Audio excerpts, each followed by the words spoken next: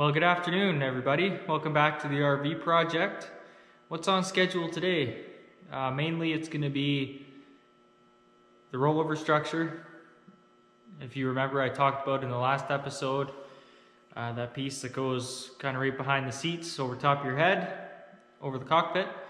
It's going to be prepping, so deburring, match drilling, countersinking, anything like that that I need to do, priming, and final assembly and riveting. So I hope you enjoy, stay tuned, and I'll also show briefly how to drive solid rivets, pull blind rivets or pop rivets, and dimple, and also countersink. So enjoy. So dimpling is a really easy thing to do. As I showed you, it goes in, you dimple the thinner pieces of aluminum, like something like this, or a smaller bulkhead, or what have you, a former or stringer, and skins, so that you can fit a flush head rivet in there. To dimple, all you got to do, you can do it with a pneumatic dimpler, a hand squeezer like this with dimple dies in it, blind rivet type dimplers, but anyway, I'll start with these 6 holes. That's dimpled number 30, so that's 1/8 inch dimple die. Go ahead and grab that. See how they look there. Just pop them in. Go ahead and set this. This just twists, and I just go until, stick the handle out a bit, go until I feel it coming up against the top die here, so that there's a little bit of squeezing right at the end, so that I make sure it's fully dimpled properly.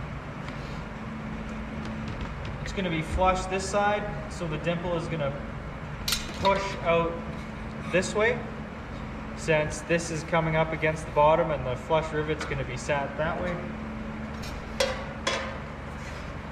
So all I'm going to do, you see how that is there?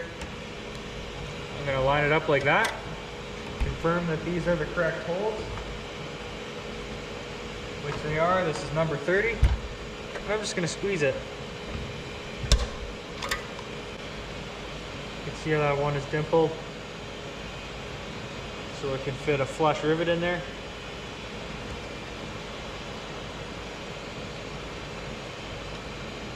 So I'll do that for the next 6. Just like this.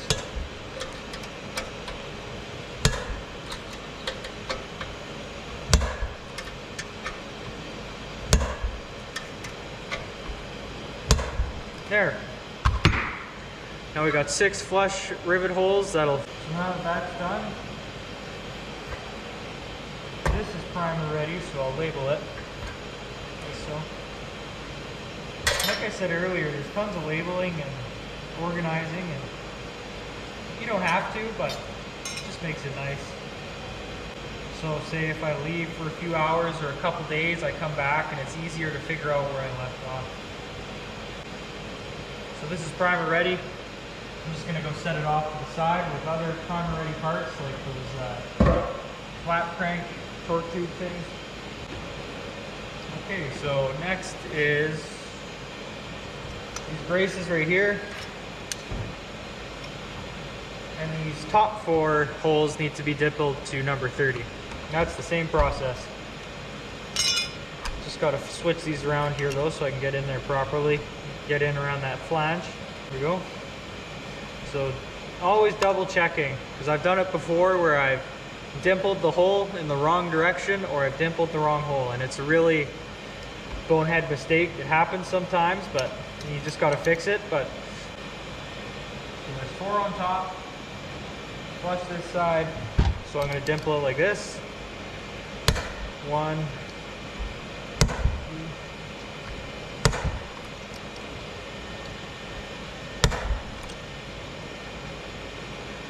just like that.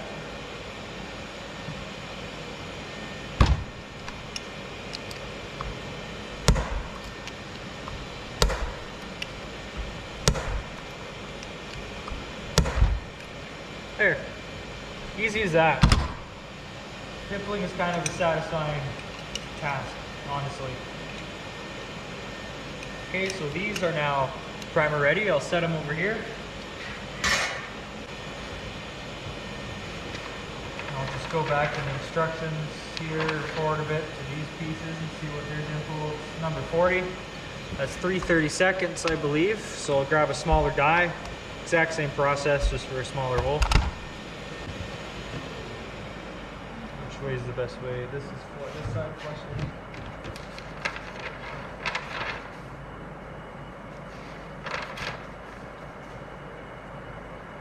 Yeah, flush on the outside, this side of the flange. So I'll grab this. Where'd my other die go? There it is.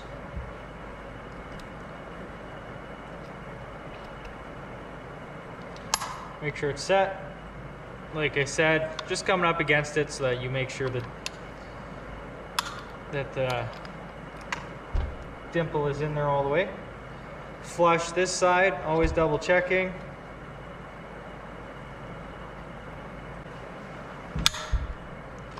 Just gonna keep going along just like that.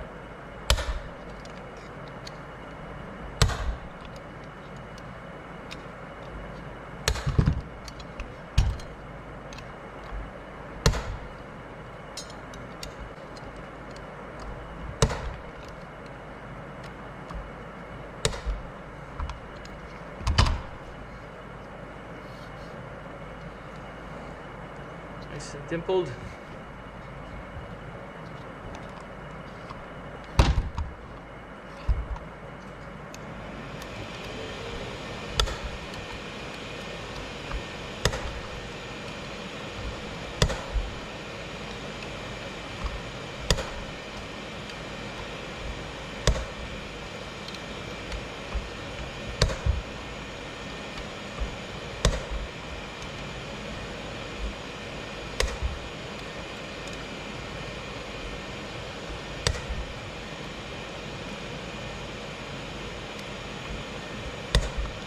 And just like that, these are ready for priming. They can be fluted after they're primed, so I can just put this in the prime pile. I'll actually show you here what I mean by countersunk or dimpled rivet. It's pretty self-explanatory, but you can probably see how the rivet is flush on top, it's flat, compared to the universal head rivet, which is just round.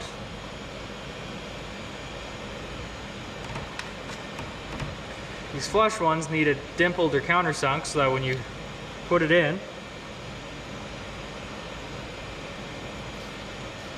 it's a nice flush finish. And it looks really nice on the skin, like if it's a bare aluminum airplane or if it's painted, it's a nice smooth finish and it brings some drag down as well. Alright, so now what I'll do is I'll actually take these pieces, click them onto the airplane, Cleco them together so that they're aligned properly.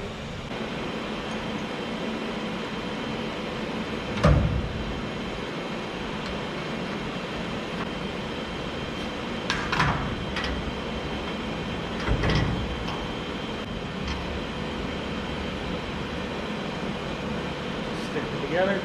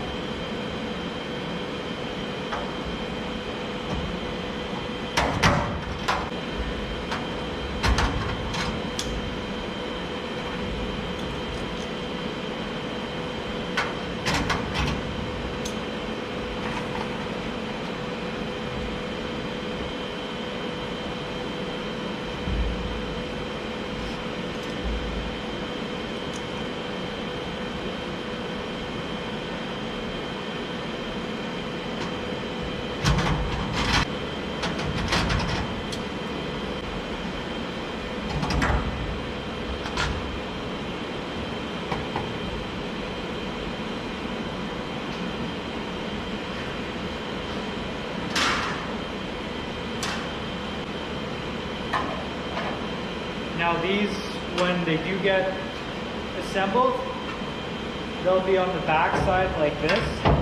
but because there's no way to cleco them to the airplane without having the front part of the assembly on as well,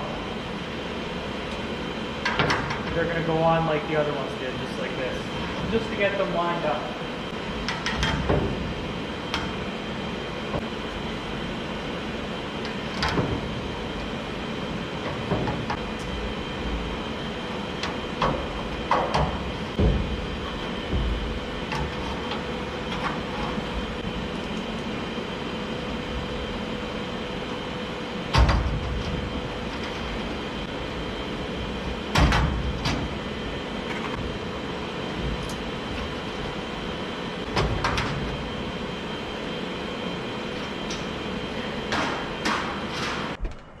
So now that those mounting brackets for the rollover structure, now that it's been lined up, like I showed a minute ago, the next step is to cleco the two halves together and match drill with those mounting straps that run on the inside, and then it's going to be on to countersinking. So this is the rear one.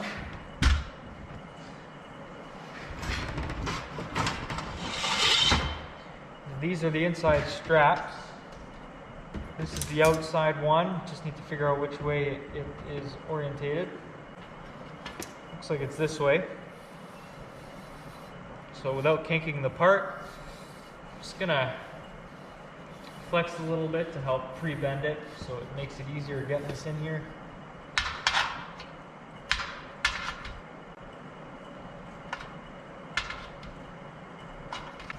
Just like so. Where'd my cleco pliers go? There. What I'll do is I'll start on this side, work my way around to help. Actually, change my mind. I'll start on the top and work my way out. That will be the easiest.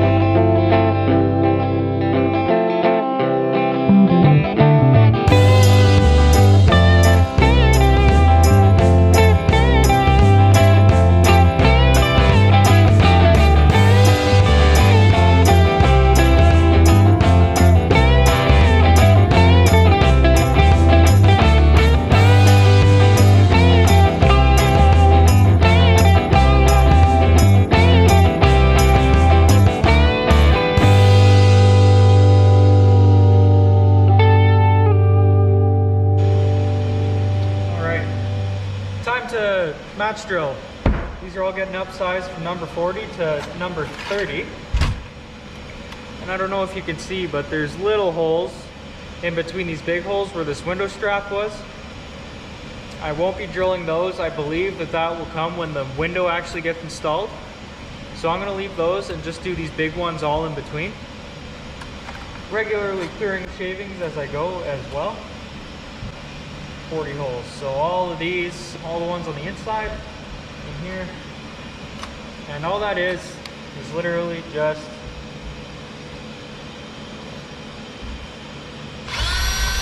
bam, bam, blow away the shavings, grab some clecos,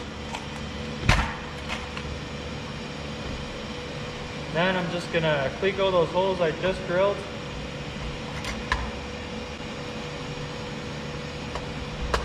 Move on to the next row. Easy as that.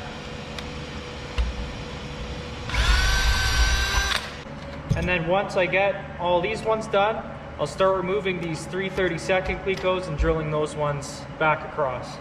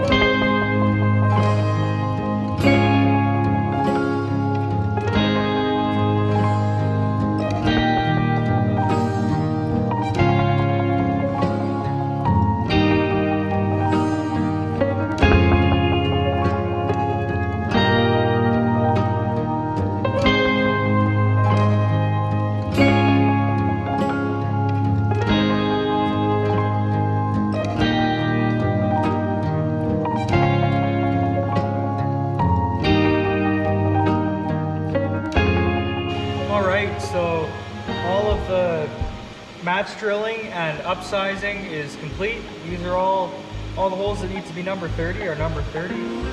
So now what I'm going to do is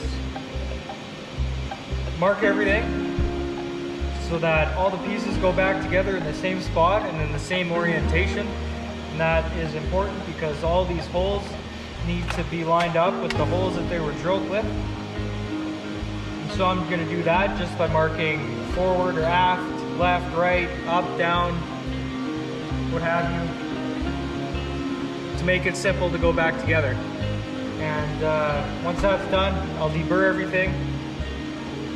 And I think at that point it's ready for priming. So let's go ahead and get that done.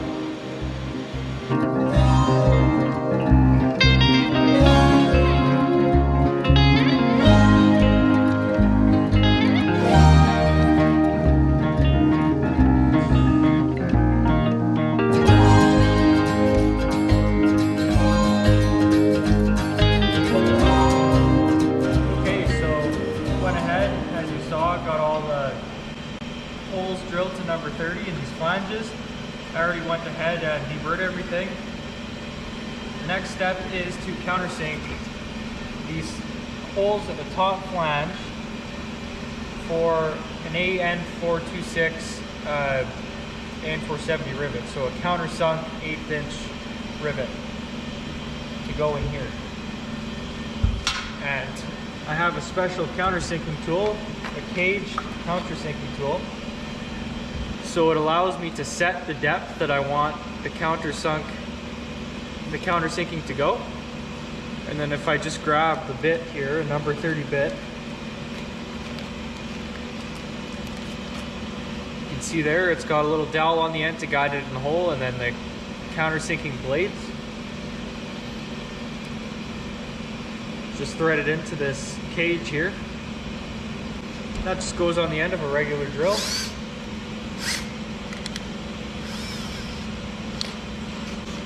Now it's good practice, especially when you're learning to use this, to have another piece of scrap metal around or something that you can set that depth on. I happen to have this piece here. And so all I'm going to do is I'm going to set this cage, so I'll release this collar, pull this back, and I'll loosen it to a point where I know it's going to be, the countersink is going to be too shallow. But that's where I'm going to start.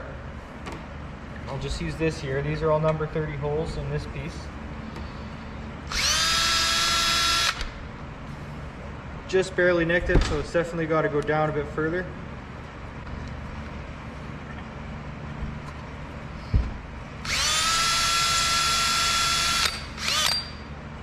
There, that's better. I don't know if you can see. It's this hole right here. Now if I grab an AN470 1/8 inch rivet, or an AN426 I mean, one of these guys, I could stick it in there and see if it's flush. And that's actually perfect right there. There's a little bit of shininess where you can see it was cut around, and that's okay. And when I rub my finger over it, it's perfectly flat. So that was actually really easy to set. So it's ready to go. I'll do one more hole just to be sure and make sure it's consistent.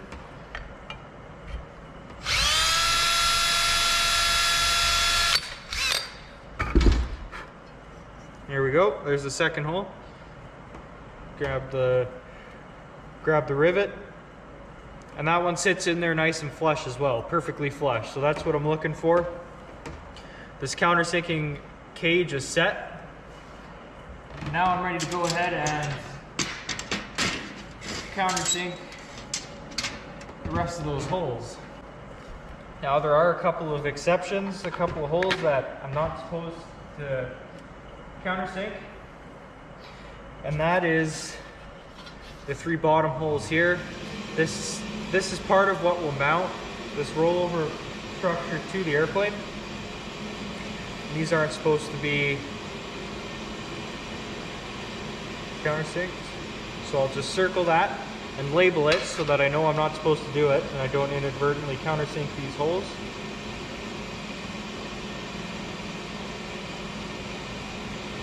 Same on the inside right here.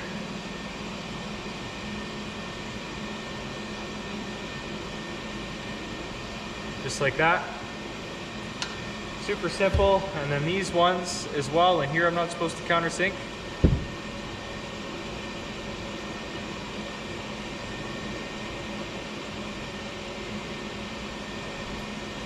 Do that on the other one as well. Once that's done, I'll just deburr these 3 holes here. I didn't deburr these outside ones since they'll be getting deburred anyway by the countersinking tool. But these ones that I'm not supposed to do, just deburr real quick.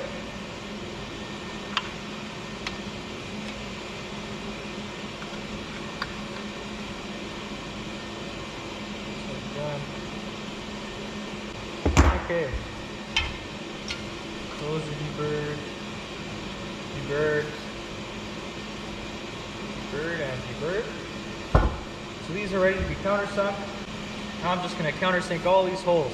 It's a super straightforward process now that it's set. Just make sure the drill is nice and square with the material. Just make sure that the cage is nice and square with the material I'm working with.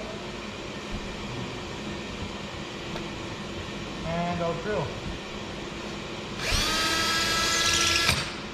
Now it can be a little bit tricky right on an edge like this where your cage might go off, and in that case you just got to be a little more careful and make sure you don't bring the drill over the edge and make one side of the countersink really deep.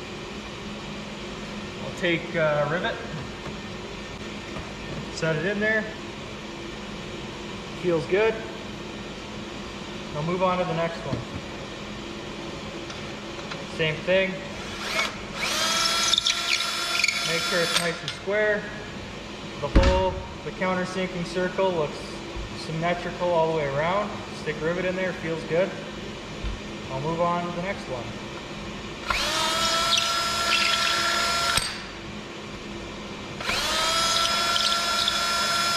Do a couple there, test them.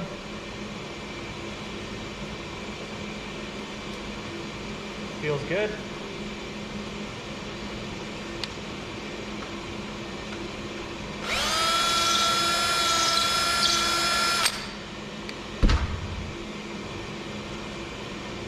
Feels good.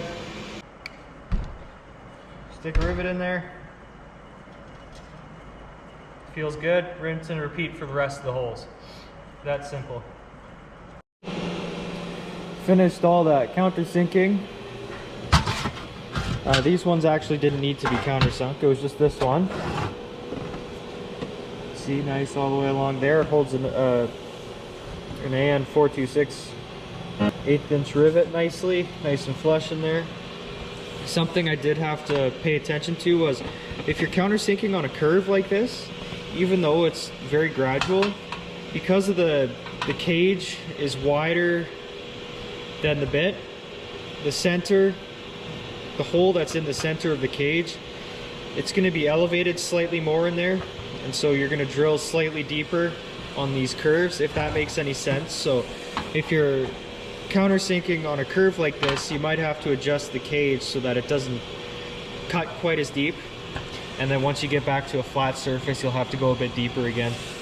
So that's something I noticed and had to pay attention to. These were done as well, these window shims that go on the aft part of the rollover structure, and then this outboard strap as well. Just these 6 holes here for where this support structure sits. You can see those dimpled holes that I dimpled earlier, just so that they sit in there nicely and it's nice and flush. So the next step is priming. These are all of the parts that need to be primed. All in here are the insides of these tubes, of course. And I've got my paint booth over here. It's not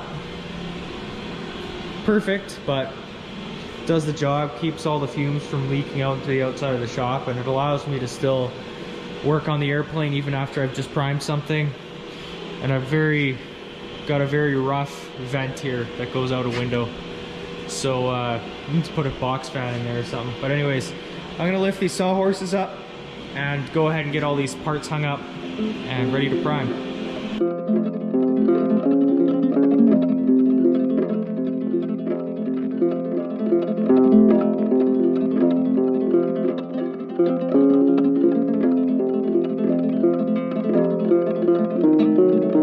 As you can see, all the parts are hung up. I'm ready for priming. I just gotta wipe everything down, make sure it's all clean so that I still get a nice finish. These torque tubes for the flaps, I got all taped off on the outside. It's pretty unnecessary, but they have a nice white powder coating on the outside, so I want to keep it nice and clean looking. But that's just to prime the inside, since the inside of these tubes are not primed. See all the way through. I'll just spray some down the center. Everything else is hung up, ready to go. Like I say, just gotta wipe it down. Now to prime, all I use is just a wash primer, Sherwin-Williams P60 G2 with the appropriate reducer. And don't quote me on this, but I believe it's the same primer that Vans Aircraft uses when they build the quick build parts of the airplanes, and it looks pretty close. That's all stuff I primed in there. This is stuff they primed, so it's super easy to use. 1 to 1.5. Let it sit for a few minutes to let it mix in properly, and then spray it. And dries quick, super easy to use, does a nice job.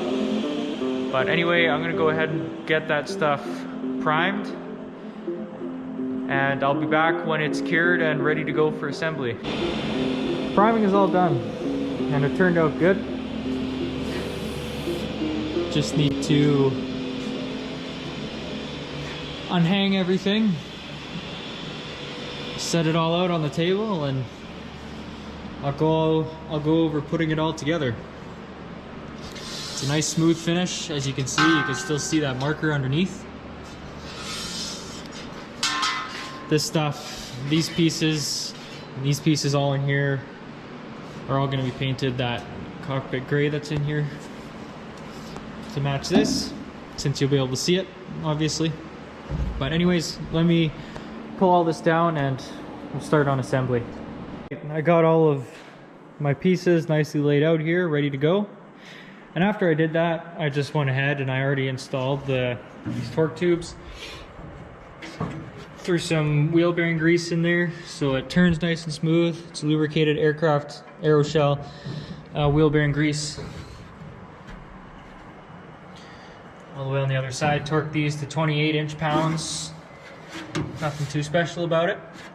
So this is installed, ready to go. Now onto these. So first, it's going to be mounting the two forward halves and the two aft halves together using these plates in the middle.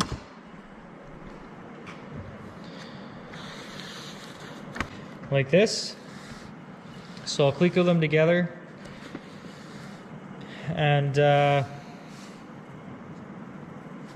I'll put them back on the frame, cleco them together, rivet, so that it's 100% true. I'll do that for front and back, and then I'll move on to this over here.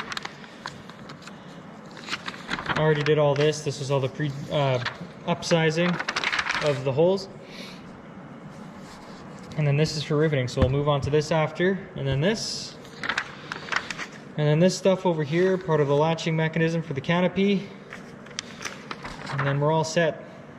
All right, so I know I already did this before everything was primed, but the reason I choose to do it again is because I wanted just to have those center pieces right here clecoed into place to begin with, so that I could take it apart completely after all of this stuff was mass drilled and countersunk, so that everything can be primed apart and all of the surfaces are properly protected from corrosion. Now, I'm going to do that again to make sure that they're properly squared up when this time I actually rivet those center plates in. So those center plates will get riveted in, this will come off, I'll do the same on the aft, and then I'll start riveting everything together off the airplane, and then once it's assembled on the workbench, it'll go back on the airplane.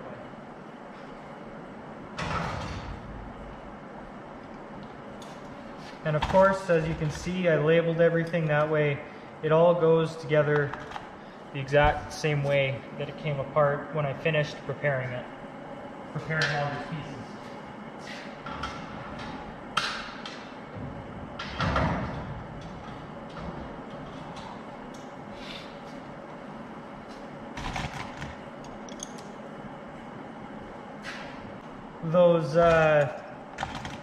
That rivet gun that I told you about a couple videos ago, that's still on its way to the States, to California. It should be there, arriving any day now. Just waiting for a confirmation so I can get that fixed and on its way. Another thing actually, which is really exciting news, is I've got a shipping date for the finishing kit. Set to ship in April. So that's really exciting. Like I mentioned, it'll come with the canopy, landing gear, wheels, brakes, all kinds of neat stuff, systems for the airplane. Not sure if I'll put it on landing gear right when I get the finishing kit. Having these cradles makes it really nice for moving it around the shop when it needs to be moved, but it'll certainly be tempting to put it on landing gear. 8470, 84.5. These guys right here. I think I can use my squeezer for this. Nice, so I'll start in the center and work my way out. Keep everything nice and flat. So I already went ahead and did a couple here just to get the squeezer set. Now, as you can see, you have the machined head here, and on the back, the side that actually gets squeezed, you have the shop head. And in order to make sure it's properly squeezed, I have this handy dandy Cleveland tool rivet gauge. If anybody's wondering, you search up Cleveland tool rivet gauge. It's the only one that pops up, you can't miss it. But basically, all I do is I stick a rivet in here, and then using these cutouts in the center, I can determine how much is sticking out. So if I go over here, I can see that it lines up perfectly with -4. -3 is too short, -5 is too big. There's a gap in there. -4 is perfect. And so that's how I know that I'll be using the cutout with -4 beside it. And maybe you can see that little notch there. I'll be using that as well. So after I squeeze the rivet, I know it's a properly squeezed rivet when this hole doesn't go around the rivet, it doesn't go all the way around it, and this cutout, it doesn't go completely over the rivet, and there isn't a gap. See, this one, camera doesn't really want to focus, but it won't go over, so I know it's got enough height, and this won't go all the way through, so I know it's got enough width. So that's a properly squeezed rivet. If this goes over, it's not squeezed enough. If this goes over, it's squeezed too much. I'll try and give you a spot here so you can see, and I'll do a couple more, and then I'll just go ahead and get all of these out of the way. So to start, I'm just working my way in the center and going out to make sure that this is properly flat all the way across and it doesn't bunch up. With a thicker material like this, it's probably fine, but that's what I do. And then especially if you do something thinner, especially going around a curve on a skin, you want to start and work your way outwards from the center of the piece to make sure everything's flat and it doesn't bunch up when you get to the end. So I'll put this one right here. Take my squeezer, which has been set just by twisting this so there's a correct gap in there. And you can get pneumatic squeezers, but this is what I picked up. Make sure everything is nice and square and lined up, and the rivet is all the way in, and then you squeeze it all the way. And that beautifully set rivet is the result. And I'll just double check with my gauge here. And I'll see that it doesn't go over, and this corner piece doesn't go over either. So that's good to go. I'll finish these up and I'll come back when they're all done. And it's gonna be the same for the aft assembly. So I'll do this assembly, I'll do the aft one, and then I'll be back when it's time to rivet in those straps that go on the inside of the here that hold the two halves together.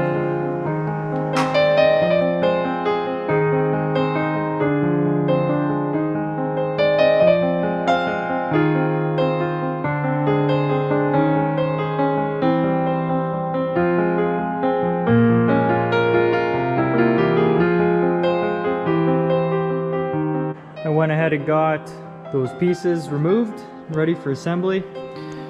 The first step is to take the forward part of the assembly and rivet that strap that goes in here along the top and along the bottom.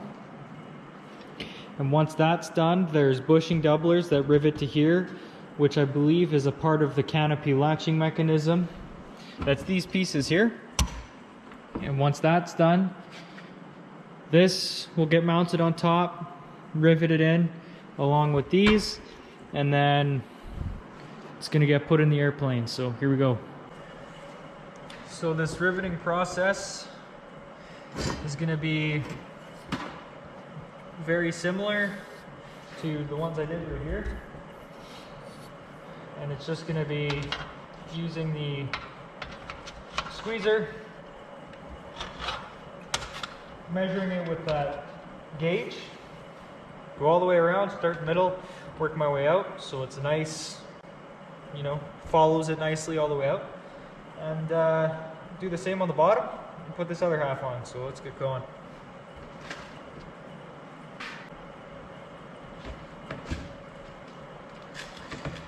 These are flush, as I showed before. It's actually the same rivet as what I used here, except it's a flush head and not a round universal head. And actually, because of that, once I get this all clecoed in,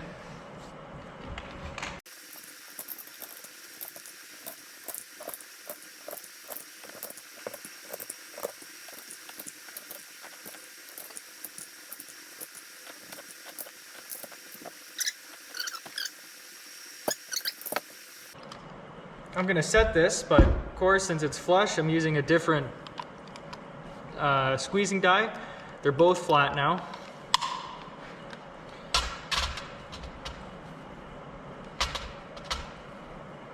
Just need to switch these so I can get around properly.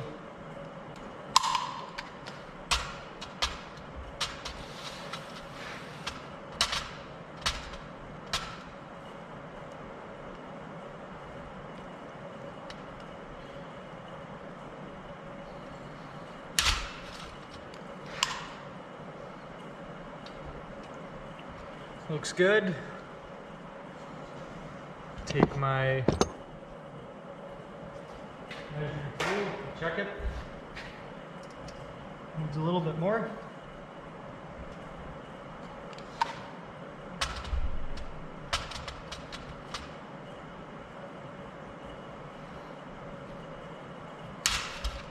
There we go.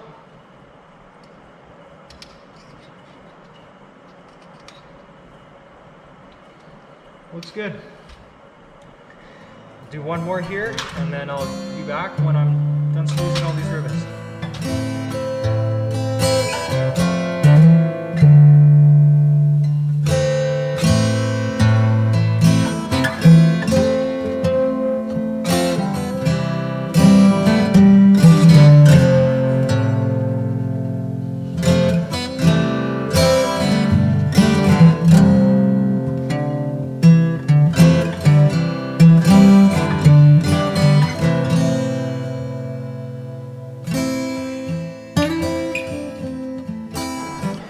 Okay, I got the forward part of the rollover assembly assembled. See the two halves. This stuff I riveted before, and then all these are in. Turned out good. Definitely happy with it. Looks clean and consistent. Though it's definitely simpler with a squeezer when you can set it and just go all the way along. It's nice and flush on this side. So the next step is to get this out of the way.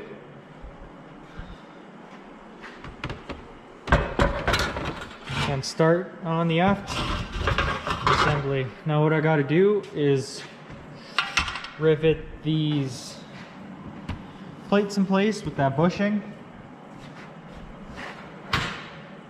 So that's these guys here. It'll go right in there. And then there's a bushing. It sits in there like that. And then a cover plate.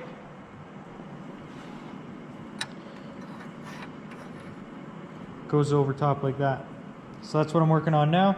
Get these on, and then it's time to rivet the two halves together. And then it goes in the airplane, which is pretty exciting.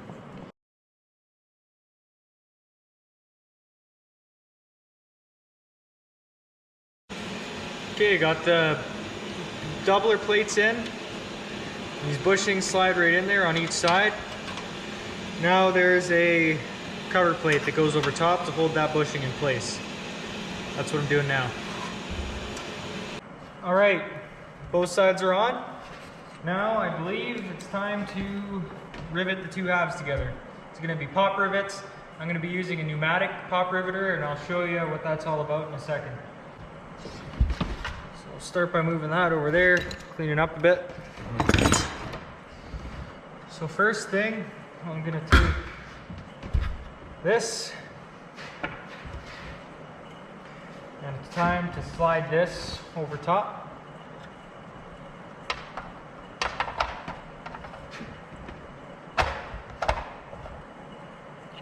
Part is still underneath, this part goes over.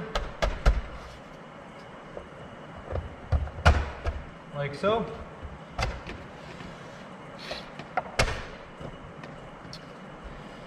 Now that that's done, I'll just cleco it into place real quick and then get to pop riveting.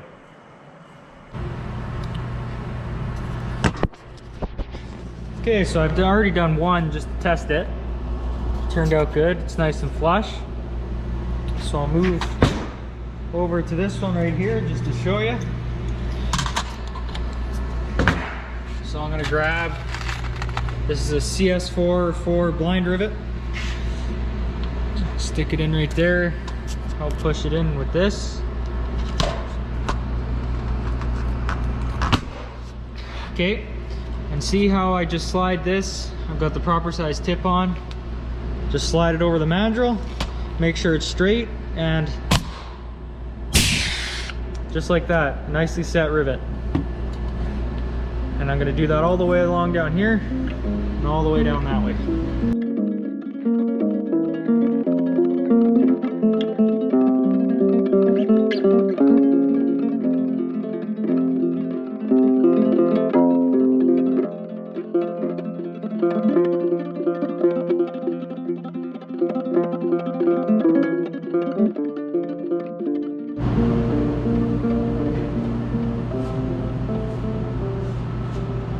Alright, so it's finally time to cleco this into place and get ready to rivet it in. First it'll be clecoed, and then I need to match drill these holes on the sides into these rollover structure base brackets. And then I'm thinking it'll be taking it off, deburring the holes, and then putting this back on for final assembly and riveting it into the airplane. So we'll start by sliding this into place.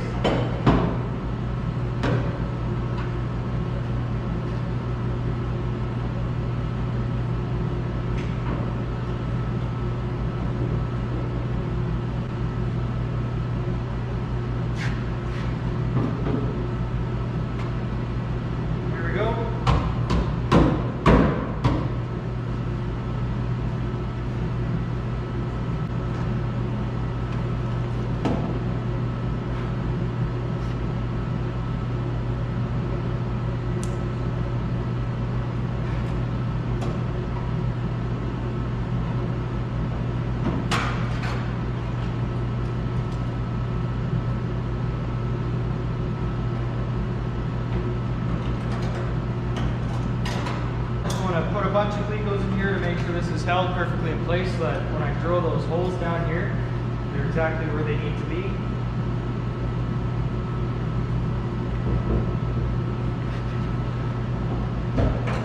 As you can imagine, this being lined up nice and square is important, especially with the plexiglass windows going here, and making sure that the tip-up canopy sets on this properly.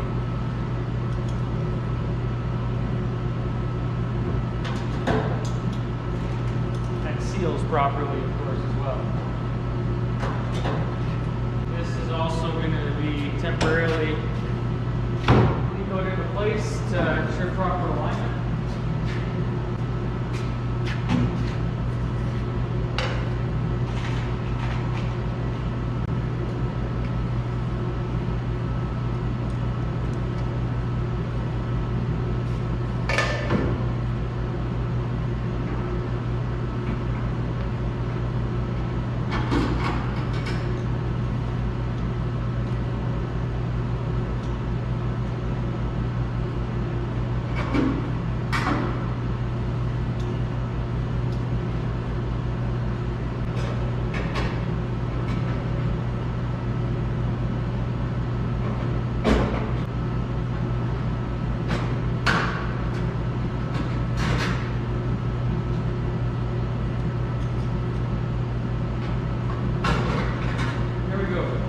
Solid, it's not moving anywhere. Okay, so I've gone ahead and got this 90-degree drill so I can get in here, especially right here, because on a regular drill, the drill chuck would be in the way. And this is number 30, is what I'm match drilling this to.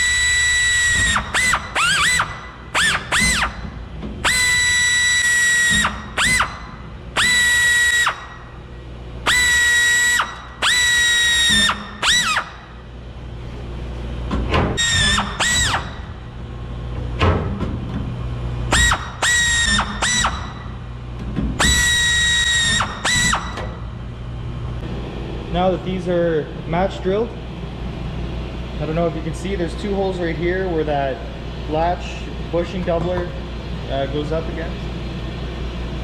There's these two holes right here that need to be match drilled, so that's what I'm going to do now. Cleco that plate on here and drill that out on both sides. And it's time to take this off, deburr, and then put it back on for final assembly.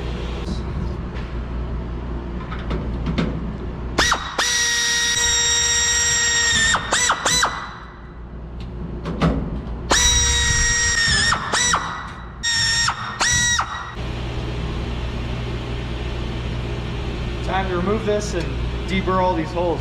And then I got a countersink. There's a hole right here underneath this plate. You can see it lined up with this Cleco line here. That hole will be riveted underneath this plate, so I need to countersink it so that a flush blind rivet can get put in there. That's taken care of. The guy can get in here and deburr. And like I mentioned, I'll countersink these as well, but you guys already know what deburring looks like, so I'll be back to countersink this and then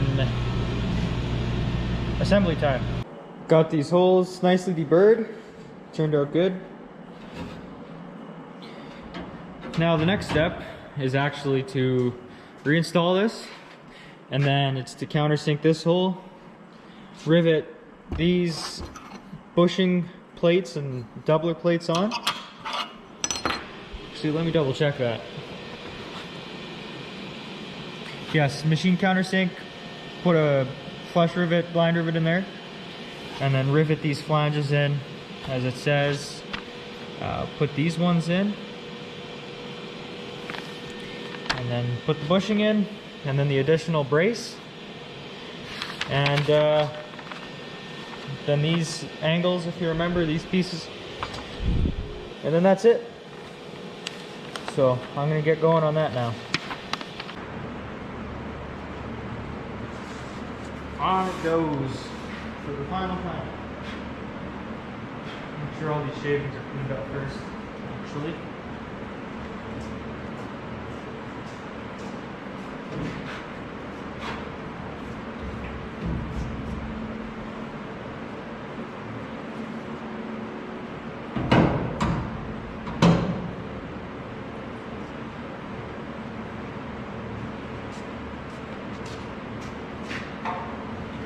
Push these inside straps in a little bit to help get by onto this base.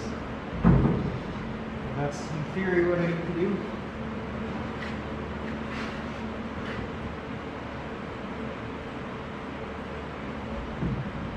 There we go.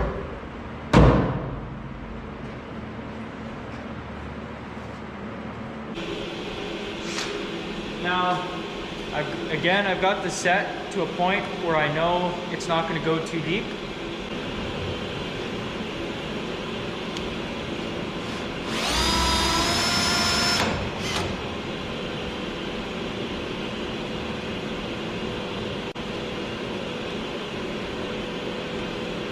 Go a little bit deeper.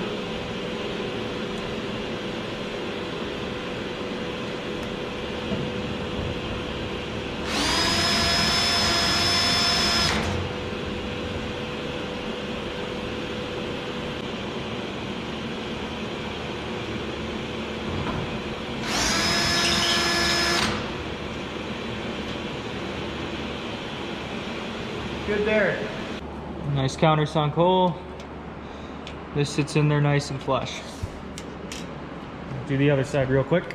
So before I go ahead and really start riveting things in, I've actually decided to go ahead and throw some paint in some areas where it'll be tough to do a proper job and get a proper coat once this rollover structure is assembled. For example, right in this area, this comes up against the rear bulkhead of the cockpit, and then the top skin of the tail comes right over top here, so it's pretty tight space to do a proper job painting. So I decided to do that. Same with these mounting brackets on the inside. It'll be hard to do a proper job. And then also up in here and in here will be tough to paint, so figured I'll go ahead and throw a little bit in there before, probably along this whole top piece, before I rivet that in, and then once it dries, won't take long, probably 30-40 minutes, it'll be good to go to assemble.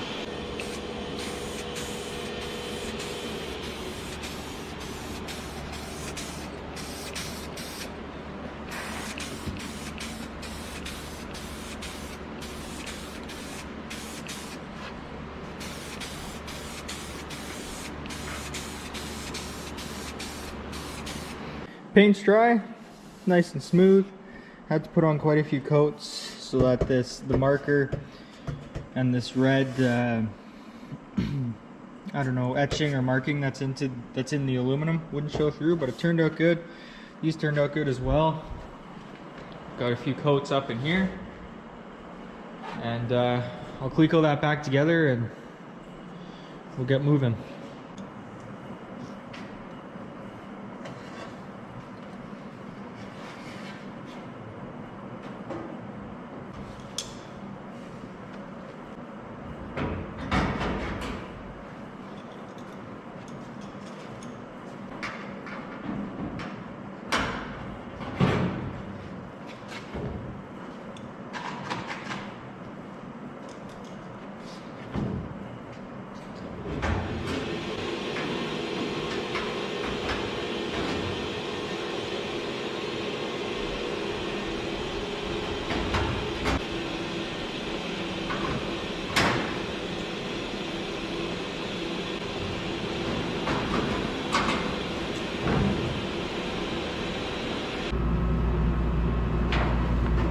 First things first, there's a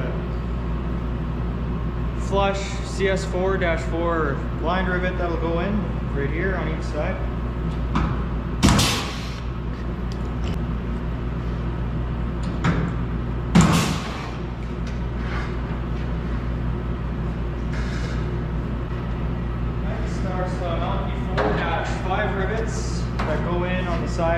right here.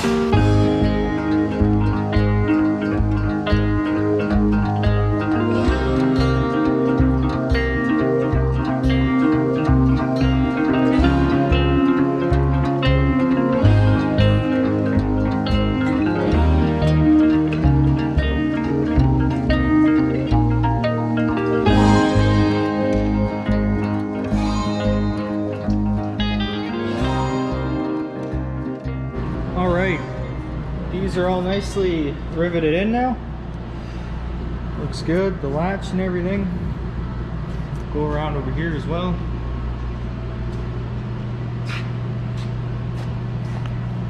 Awesome. Next is the support bracket and these pieces down here. Off with LP43 rivets up here, and then there's some cherry rivets that go on the top.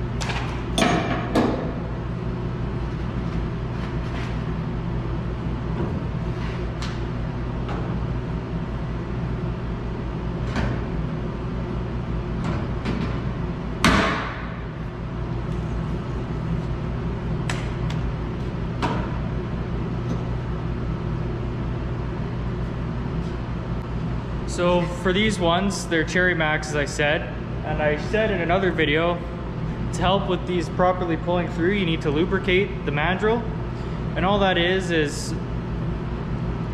using a hole that's properly sized for this rivet. Use a hammer, lightly tap the mandrel this way, put some lubricant on the mandrel, and then tap the rivet back into place, and it's ready to go. So I'll do that real quick and then keep going on that. Okay, so I got 6 of the Cherry Max rivets lubed up that go, if you remember, I dimpled and countersunk up here. I'm gonna install them, and then I'm just gonna keep going back and forth, lubricating one set, moving on, lubricating the next, and then there's another row back here, and then I believe the ones on top that are on the outside, on top of the skin back there, I believe those are also Cherry Max. So I'm just gonna keep going back and forth, taking shots at this until it's done.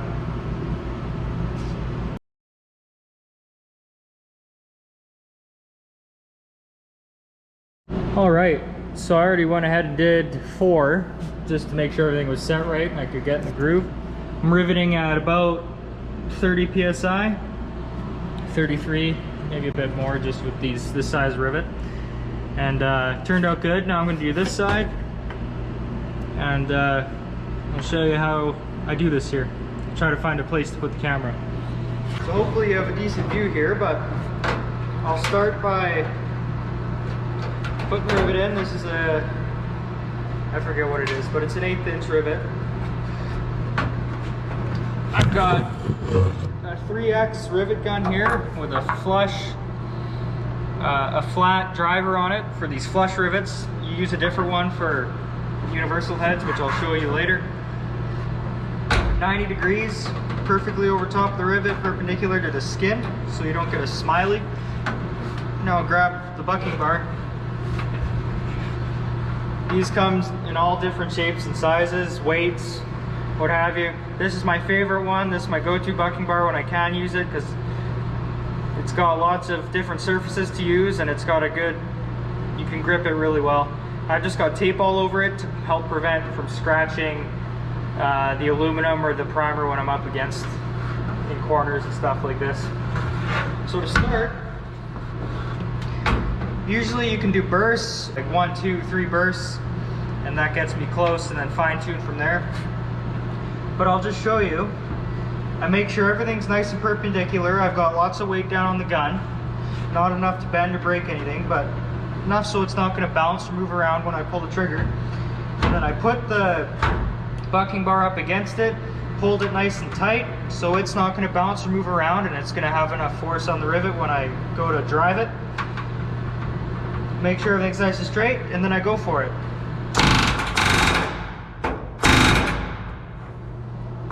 So you can see there I did 3. I paused for a second just to have a look, but it still needs a little bit more, so I'm going to give it 1 more burst. Maybe a tad bit more. Okay, now I'm going to measure it. Works good there. Looks good there. I'll get you in here to show you. And you end up with a nice driven rivet like that, and that's what it looks like from on top. It's nice and smooth. I'll do a few more here just to show you.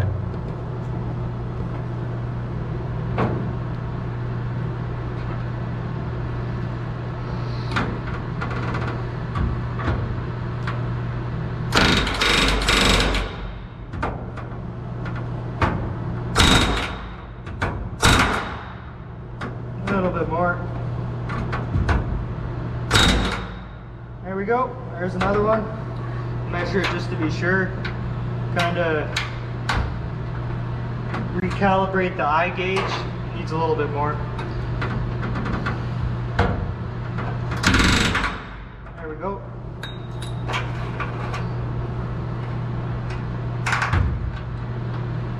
Passes width, passes height. On to the next one. Alright, so I'm on to universal head rivets, as you can see, like this. They're the same process as the flush ones, except you need to use different drivers, bits and dies and whatnot for the, where did I put, did I leave it out there? Oh, I did. Anyway, this is an offset driver for getting into weird corners with a rivet gun. There's also a straight one, but I left it outside of the airplane. I got to climb out and grab it, but you can see there's a dimple in there in the end, and it fits the head of this rivet perfectly. And just like with the flush rivets, put it in, keep the gun straight, use lots of pressure so that this doesn't jump off and create a smiley around the rivet or on the head of the rivet. And with the bucking bar, square on the back side, and rivet it, measure it. If it's good, keep going. So that's what I'm going to do. I'm going to be using a combination of the rivet gun and the squeezer, which you saw me use earlier. So.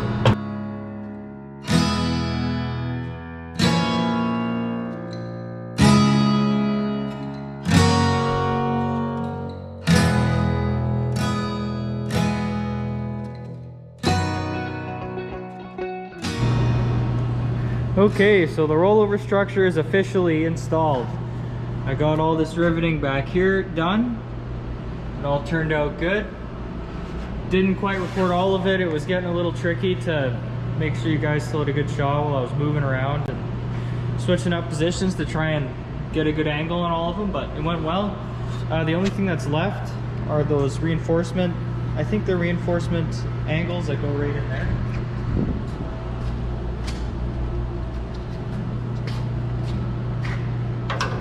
These pieces right here go in there like that, but I'm gonna clean up. It's starting to get late, and I'm gonna attack this fresh, nice and early tomorrow morning.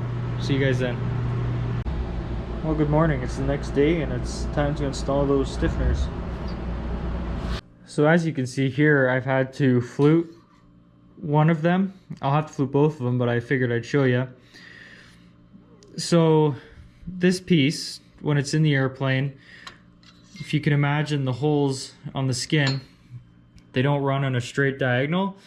They kind of go like this, and then kind of like this, and then like that. And so in order for this stiffener to properly line up with all those holes, I have to bend the flange with this fluting tool in order to put a very slight curve this way in the stiffener. You can't really see it, but when it's on the airplane and lined up with the holes, it's very obvious and they don't all line up. So I'll go ahead and show you that right now. You can see how they don't all line up, but these ones at this end do. But if I go to the other side, it's with the piece that I did flute.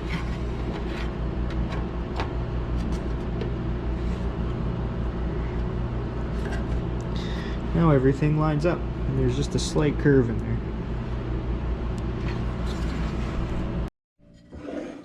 So in order to flute this, like I did this one, I'm just going to put them roughly in the same spots so that I can just mirror it. So I know it's in between these two holes and these two holes, so I'll do the first one. I want to make sure that this is orientated the right way so it actually flexes the correct way. And I can see the bump ended up inside the flange, if that makes sense. So I'm going to take this, go in between the two appropriate holes, these two right here. I'm not going to go all the way in. Maybe about there. And I'm just going to give it a squeeze. Put a bit of a dent in there. That's probably not enough.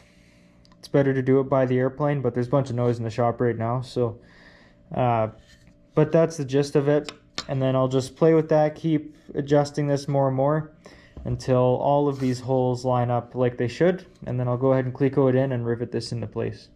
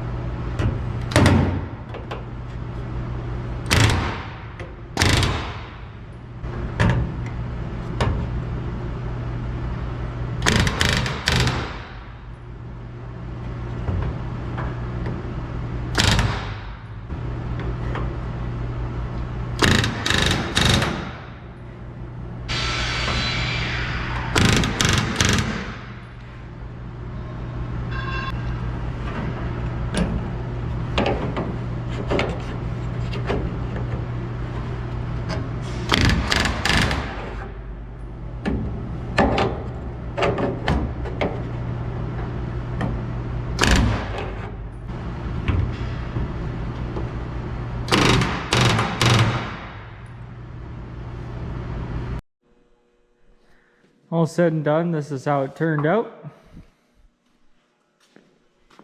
Looks good. There's also a row of 4 rivets down here that I need to put in, but that was the same as this. All these pop rivets look good, all the driven rivets look really good.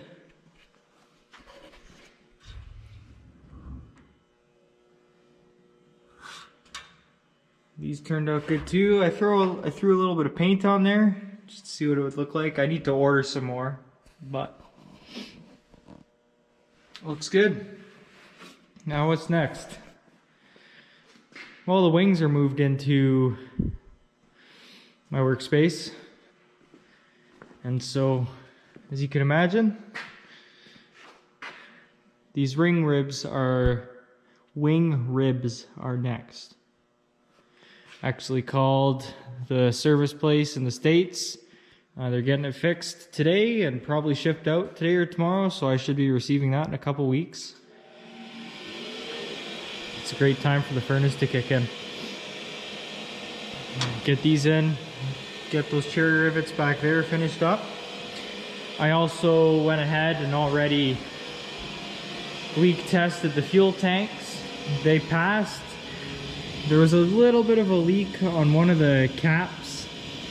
I believe it was the one for the right wing. The fuel filler cap, it was bubbling a little bit around the edge, so I'll keep an eye on that. But other than that, everything passed. All I did was I took just like a spray bottle, filled it with soapy water, sprayed down the entire, well, I broke the fuel tank up into sections. For example, this side, I'd have it on that side, spray it down with soapy water, go down all the rivet lines, look for any sign of leaking air, so a bunch of big fresh bubbles consistently pumping out of somewhere. And then I would do the same with the ends underneath. Anywhere where there's a seam or a rivet or a place where there could be a leak from the inside of the tank, I checked and everything passed. So once those ribs are in, these fuel tanks can go back in. This week the plan is to go ahead and figure out a date for the pre-cover, for the empennage for the tail, get the wings looked at as well, and hopefully that goes well and get that signed off. So, and we'll be moving along some more here. What you can expect in the next couple weeks. Like I said, it's mainly those wing ribs, fuel tanks back on, stuff like that. There's going to be some wing systems that I can install, but until that inspection is done, there isn't much I can do. Keep an eye out for those things over the coming weeks, and thanks for watching. Appreciate it.